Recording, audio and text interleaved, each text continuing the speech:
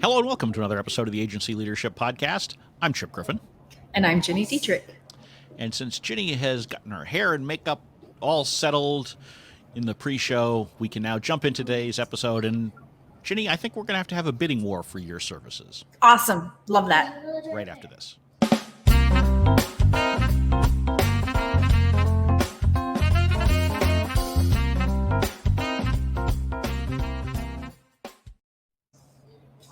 Leading into today's episode, I had to wait for Ginny to fix her hair so she could actually, see the camera or something. I tried to do the same to mine and then realized I didn't have any, so it wasn't going to happen. There's no bobby pinning your bangs back or anything like that? No, I could probably do it to my eyebrows. They can get long at times. I dare you. Next time. No. But thanks for playing. No, what we are going to talk about today, though, is indeed the topic of bidding wars for employees, because we all know that the agency talent market is really, really tight today. And so you've got a situation where sometimes you've got a candidate that you're trying to hire who will say, I'd love to come work for you, but I've got this competing offer from another agency. Sometimes you get an internal employee who says, I need to be bumped up to this amount, or I'm going to have to go find another job. Or perhaps they come to you and say, hey, I've got an offer from another agency. Can you match it so that I can stay? I'd rather stay with you. And so these are all questions that agency owners have to confront today. And because of the tight talent market, there is often more of a willingness to engage in these bidding wars for talent than perhaps ever before. And so my question to you, Ginny, is if someone comes to you, how do you handle these kinds of situations, both generally and also in the current market? I mean, the answer, of course, is it depends. If we're looking for the person to exit on their own terms, then no, we're not going to. But I've also been in a situation where, a really great employee has come and said, I got this job offer, I'm going to make $20,000 more. Can you match it? And I'm just not in a position to be able to do it as much as I would like to. So I think you have to take into consideration quite a few things, right? Do you have the ability to do it? A, is it somebody that you want to keep at all, no matter what? B, and C, is there a way that you could transition it if you're maybe not in the opportunity to give them a $20,000 or $25,000 raise right off the bat? Are there ways that you can work it in different ways so that you can get them where they need to be within 12 months? So I think there's a lot of things to consider, and I think it just depends on what the situation is. Well, why don't we walk through a couple of the specific kinds of scenarios, because it is sometimes different whether it's an existing employee versus a new hire. It's also different if they come to you before they start looking versus after, at least in my view it is. So let's start with the employee who comes to you and says, look, inflation is beating the crap out of me. If I still get paid the same or roughly the same as what I've been paid in the past, I'm really falling behind. So in order to keep me from looking for a job because perhaps my significant other is pushing me to do it, or perhaps because I've just looked at my books and I need to do it, I would like to get more from you to get me into that range where I believe I need to be. How do you handle that when someone comes to you with that question? So they haven't started looking, at least they haven't told you they've started looking somewhere else yet. You're probably not going to like this answer, but if somebody comes to me and makes their personal financial problems my problem, they're not going to get it. If they come to me and they say, in the last year, I've been able to accomplish this, this, and this, and this. And, when so-and-so left, I took on their clients, and now we're doing this, this, and this. And these are the kinds of results. And oh, by the way, I've been looking at what a comparable job would be if I went to another agency and I could get $20,000 more. Can we have that conversation? I'm much more willing to have that conversation than I can't pay my bills, inflation is killing me, gas prices are that's not my problem. But if you show me the work that you've done for the agency and how you've made great strides and you've gotten results, then we can have that conversation. But I may be among the few, but don't make your personal bills my problem. If you can change that conversation, then we will have that. I think at least for me, in some respect, it comes down to how they present it. If they present it in a whiny, you have to solve my problem kind of way, okay, I don't like that. But if they're just sharing information and candidly saying, hey, this is reality, I mean, frankly, that is my problem, right? If I want to keep them and the only way I can keep them is at a higher number, it is my problem, and I need to decide if it's something that I want to address or not. So the fact that they're sharing with me that they have, financial pressure or personal pressure to earn more, I'm actually okay with that. I think that sharing that is fine. I still have to have that conversation with myself or with my leadership Sure. team, if I've got it, about whether or not this makes sense. And I think, to me, in that case, the biggest thing that you need to think about is what is the actual value that that employee is bringing in, and does a higher salary actually make sense? Can you price effectively? Are you already priced effectively in order to absorb that cost or not? And I think one of the mistakes we make is we dwell too much on the individual and, are they worth it? Do we need them? All that kind of stuff, and not looking enough at the cold, hard financial facts for us as an agency and say, okay, what does that mean? How does that impact our profit margin if we give them an extra 5, 10, 20,000? And so you really Sure. need to do that math first. I also think that you have to look at it. I have the fairness gene where I say, okay, if somebody's going to come and let's say they're a senior account executive and they've presented a very good case on why they should get a $20,000 raise. If somebody else that's their peer that has the same kinds of results and works in the same manner is now I have to look at that and say, can I also give them a $20,000 raise? So I Correct. really look at it across the board. Can we afford not to give this person or just this person a raise to keep them, but can we do it across the board to make sure that everybody's at the same playing level? So I look at it from that perspective too. And as a small agency owner, I mean, inflation costs and all this stuff are killing me too as an agency owner. So I may not be able to do that. And I may not be able to do it just because we don't have the cash or the income to do it, not because I don't want to keep the employee. So I think there are lots of things that you have to take into consideration when you're looking at these sorts of things. Absolutely. And you make a great point about comparing them to other individuals, because inevitably employees find out what their Correct. coworkers are making. Yes, always. And so you need to make sure that if you agree to give someone a significant salary bump, that you have a ready answer when someone else comes to you, and it's either, yes, you can also have that, or it's no, but here's why I Correct. treated this individual differently.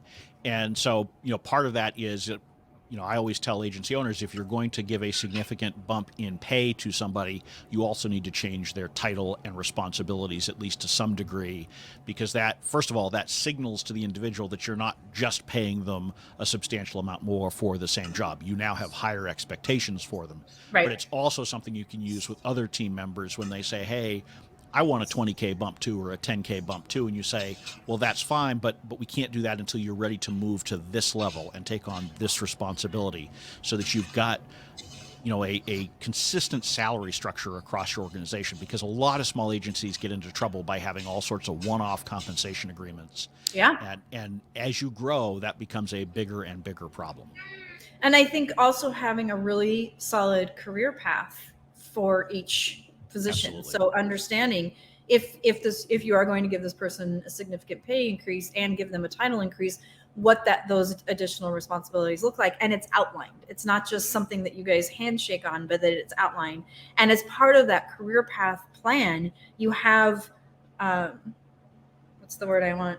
Ranges for salary. So Correct. We go from this to this, and then we go from this to this, so that it's really clear for everybody. And then that helps you say, okay, well, you're not ready for it, and we've had these conversations. These are the things you need to continue to work on, and once you get there, then we can bump you up. So it's easier to have those conversations when there's an actual plan with salary ranges of what the career path looks like. Right. And I think the other thing is, be careful about handing out titles like they're candy. Right. And so, it's better to make an account executive a senior account executive as the next bump, as opposed to like making them a vice president or something like that. A lot of small agencies historically have tons of vice presidents, and that's fine. Big agencies too. They do, but right. But as you grow, it becomes harder and harder, because you sort of run out of titles. And I've seen some small agencies with just a handful of people, and they want to have like a COO or something like that. Well, that's great, but now what happens when you're double in size and they're no longer the best fit for that kind of a role? It's really hard to layer someone if their title is too senior. So be give the title bumps, but do them in a more gradual way so that you have more room to maneuver as your agency grows and as you need to scale that team out. Yeah, and I also think you need to be take into consideration that you could also be hurting the employee in their future Correct. job world, because if you give them a vice president position at, with 3 years of experience, they're not going to get that anywhere else. You might be doing it just to, appease or suffice or make them feel good about what the work that they're doing, because it's important to them, but they're not going to be able to leave and commandeer that kind of title. And it creates, and that may not be your problem anymore, but it creates all sorts of animosity. So I think you have to think about that too. Yeah, it creates challenges too, because a future employer may think that they're overqualified for a role because they were a vice president working for you, and I'm really just looking for a senior AE. Right. And it may be that they were just doing senior AE work, but when they're just looking through the resume submissions, they see vice president, exactly, like, oh, this person's overqualified, and so they may lose out on opportunities in the future, and you don't really want to do that. You want to help your talent continue on in their careers, because as we've talked about here repeatedly, there are opportunities for you to engage with those alumni of your agency to help grow your business down the road. Absolutely. So let's we've looked at the case where an employee comes to you before they start looking. Now let's take the case where they've got an offer in hand from another employer, and they come to you and say, Ginny, I've got an offer from Acme Agency, and they're willing to pay me $20K more. I'd really love to. I love working for you. I love the team here. I want to stay, but I mean, it just doesn't make sense for me to stay unless I can make the same amount. Can you match that? How, if at all, is that different for you from the case where they come to you before they start looking? So my feeling on that is they've already interviewed. They've already taken time to find a new job. They've probably embellished time off that they've taken to be able to do that. And I feel like if that's the case, then I may appease them for 6 months, by giving them a bump in salary to match it, but it's not going to last. They're going to go do it again in 6 months or a year. So my feeling on that is kind of the same as with clients who say, we're putting the account up for review because we have to get 2 more agencies involved from a pricing perspective. Procurement's making us do it. No, I'm not competing. So if you want a new job, have at it. Because again, it depends, but 99% of the time, I'm going to tell them good luck and have them be on their way. Yeah, that's where I am as well. If they have an offer in hand, people don't leave just because of money. And so if they've gone through the interviewing process and they've gotten they're either looking for a new challenge, or they don't like a client, or they don't like a coworker, or they don't like you, or there's something else at play other than the finances of it. And so they may be, frankly, sometimes they're just looking for something they can then take back to the new employer and say, hey, they offered me to match. Can you sweeten it? Right. So sometimes they're just using you for leverage. Yeah. And so even if you agree, you may still get burned. So if you do agree, make sure that you understand that it's, you have to accept pretty much now. Right. We're not getting into an actual back and forth bidding war, an actual bidding war with the new employer. Yeah. But generally speaking, my advice to you is at that point that they have made the decision to go. As you say, if you manage to keep them, it's going to be a short-term thing. They're still going to leave in 6 or 9 months anyway. So my preference is let them go, wish them well, don't burn any bridges. If you just can't, the market's so tight, we can't get by, I can't hire that position that quickly, you just feel like you're in a bind, go ahead and match, but start recruiting immediately for the replacement. Yes, 100%. Because I guarantee you, I cannot think of a situation where I've had to go through that process where I match another offer and they're not gone within 6 to 9 months. It always happens. Yeah, 100%. I totally agree with you. Okay, so what about the candidate who you've made a job offer to, and they come back and say, I need $50,000 more because agency X just offered that to me? Right. So to me, in those cases, anytime you're going out into the market to try to hire talent, you need to be really clear with yourself what's your budget. Right. Yep. So just like, if you're going to go buy a house or a car or something like that, what your budget is, what you can afford. And just because you happen to see a house that's 50% more than what your budget is, you don't just say, "Oh, sure, I'll go ahead and get that." Right? I mean, As much as you might want to. as much as you might want to. But the reality is, particularly for houses and to a lesser degree, but still pretty much for cars, there's an amount that you actually can afford. Right. And so you need to know what that number is for the role that you're hiring for. Now, if they come to you and say, "Hey, I need substantially more because I've got this other offer," or maybe they don't even have an offer. Maybe they just say, "This is what I need to get for this role. Your offer just simply isn't enough to entice me." You need to understand the finances again and whether or not you can hire them perhaps for a different role. Right. So I wouldn't give someone a 20 or 50K bump to a new hire without saying, "Well, I can't hire you for this role, but what if we had this role instead?" And so, but it has to be something where you can get that added value. So maybe in the course of interviewing them, you've discovered that they have some skill, some ability, something that you can market or utilize, or you can reduce your spend on, maybe you've got someone who's got good with creative stuff, but that's not their primary role. Well, now maybe you don't have to outsource to a graphic designer some of the small projects. Maybe you can do those in-house. If you can come up with some sort of a model like that works financially for you, I'm much more open to it. But don't just get into a bidding war for the sake of getting someone in the door, because you then are just in a position where you've brought them in at a higher number. They've come to expect that they can hold you over Correct. a barrel. Yep, and so that's right. Anytime you give someone one of these kinds of big bumps, whether it's coming in the door or later on, they're going to expect to be able to do it again. You've set the precedent. Yeah, I agree with you. And one of the things that we do in the very first interview is we say, "This is the salary range. Does that work for you?" Correct. And if they come back, actually not for our agents, my agency, but for a client, we were interviewing for a job, and we said, "This is the salary range. Does that work for you?" And she said, "Yes, that's great." And then we got all the way through, and we offered her the job, and she said, "I need $30,000 more." And I was like, Right. No, no, Right. we had this conversation 3 weeks ago when you started interviewing. There's no $30,000 more to give you. Right. She did not get the job. And a lot of people, it's sort of like a lot of people will submit resumes for jobs that they don't meet the direct qualifications listed, the requirements for that role, because they figure they can just talk you out of it. And so a lot of people seem to think of salary ranges the same way. And in part, that's because too many employers, not just in the agency space, will violate their stated ranges, particularly in a tight talent market, just to get somebody on board. So people are, they're tempted to do it, but don't. If you've got a range, share it and stick to it.